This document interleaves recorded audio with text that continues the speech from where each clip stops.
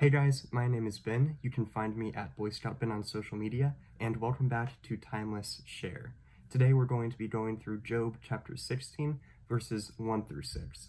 Now, as always, and this may be getting repetitive, I encourage you guys to read the entire chapter for yourselves, maybe even go into a few different translations, use other resources, just to try and learn a little bit more of the context of what the Bible is actually saying. You'll always learn more if you do that, rather than if you just listen to me make a few comments over a few verses. But with that being said, I'll go ahead and read these verses for us right now, and then we'll talk about them a little bit. Then Job spoke again. I have heard all this before.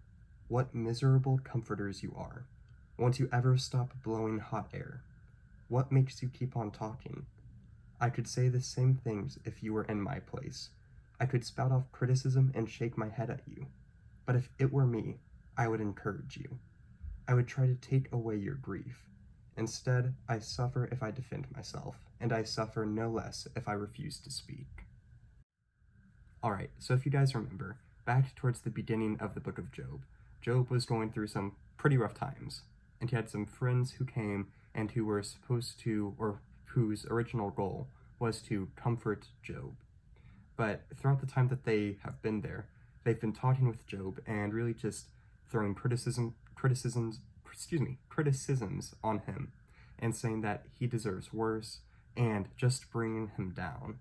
And this is one of Job's responses to this, basically criticizing them for being terrible comforters, saying that you failed in what you have tried to do. You came here to me as my friends to trying to lift me up, but instead you have only brought me down. If I speak to defend myself, I am brought down. If I don't speak, I am still brought down. And basically, no matter what I do, I can't win. You people are pulling me down instead of comforting me, encouraging me, giving me reassurance.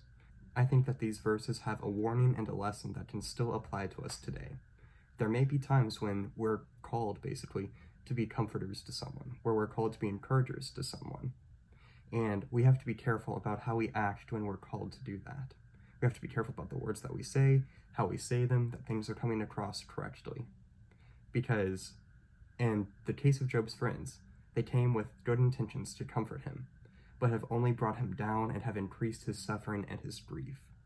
And if we have friends, if we have family, if we have people in our lives who we know are going through tough times, we should be seeking to bring them up and not add to their distress and grief and suffering and pull them back down.